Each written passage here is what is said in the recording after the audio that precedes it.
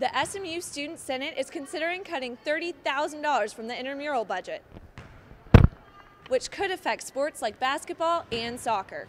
According to data from the Panama City Police Department, there have been 407 crimes committed in the last week, including more than 70 drug and alcohol offenses, 25 assaults, and 4 DUIs.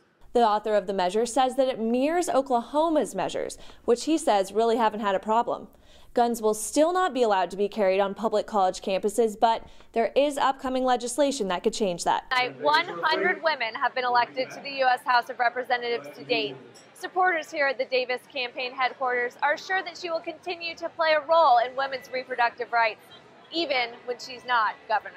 The SMU men's basketball team won the American Athletic Conference regular season championship, and they are now conference tournament champions as well.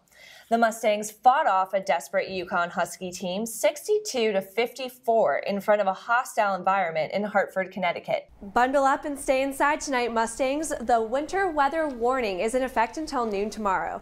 A team I think we really need to look at is the Villanova Wildcats.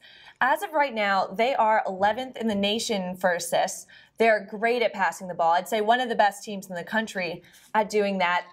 Their pace of play is great. It's not too fast. It's not too slow. It's a great game to watch. And I just think because 2015 is the 30-year anniversary of their last NCAA title tournament, they're really out for blood. I hope you got out there today and enjoyed the sun, Mustangs. We had a high of 76, but a chilly morning with a low of 57. The McKinney Avenue trolley in Uptown is a historic way to get around. But for the first time ever, the trolley is extending into downtown. This phase of the construction was begun about 2 years ago. It's been in the works for many years. Our goal was to get as near as we could to DART in the CBD in the downtown area.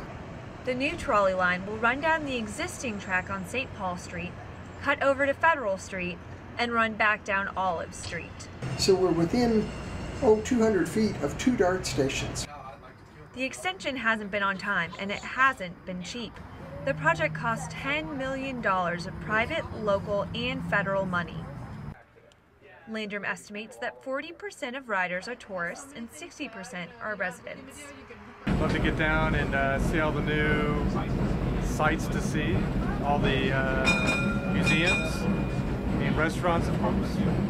The staff has been training for the opening of the trolley, which will begin in late March or early April. It'll be a new experience for more people and like newer and better things. The people here at the trolley's headquarters believe that people will use it not only for business, but also for pleasure.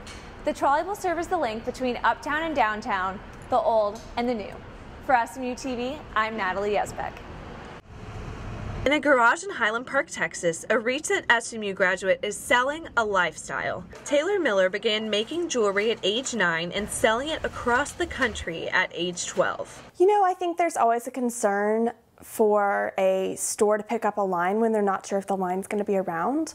Fortunately, we were continuously at Atlanta Market and High Point Market, and so they began to see us as a staple and knew that we were going to be around for a while. They really enjoy having the story there to tell. I think the consumer likes hearing that there's a young entrepreneur creating this unique piece and it's not the same as every other thing you see. We saw it at Market in Atlanta and loved it from a personal standpoint. We wanted every piece of it. So when Taylor said she was from Dallas and from going to SMU, we were even more interested. Miller says it's important for young business people to have a strong support system.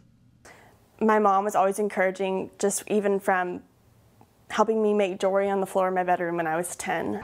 With more than 5 trunk shows in the next 2 months, Hazen Jewelry keeps her busy.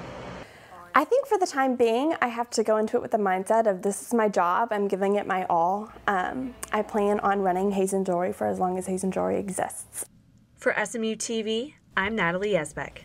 The Dallas arm of the Boy Scouts, the Circle 10 Council, has yet to take a public stance on ending the ban on gay scouts, which the National Board will vote on May 28th. Dallas Scouts are awaiting the decision, but some don't think it will affect their specific troops. Most of the scouts now that I know have sort of settled into a place in the troop, so I can't see them coming out. I think the troop's going to handle it pretty fine. Most of the adults are at least a little bit, they're conservative in some sense, but I think they're kind of more liberal in that kind of sense. So far, many Scoutmasters have not spoken on the topic. I don't think he'll confront it unless something happens. I think they might mention it a little bit, but I don't think they're going to make it that big of a deal.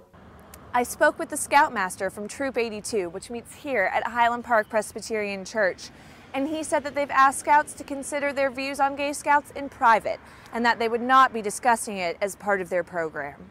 Whether the ban is lifted or not, both current and past Scouts plan to welcome Gay Scouts. I think it'll be good for the Boy Scouts. I mean, you know, when I was a teenager in Boy Scouts, I might have been a little uncomfortable with it, you know, maybe with the sleeping in tents with someone you know is gay. But now, looking back, I think it'll be good. I would imagine, at least in my troop, if they came out, we'd be like, good for you and stuff.